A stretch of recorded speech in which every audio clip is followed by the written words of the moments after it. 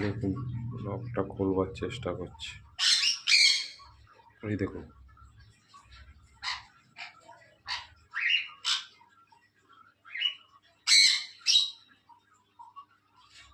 আমি খুলিও দেখেছে, দেখে ওটা শিখেছে কীভাবে খোলা যায়।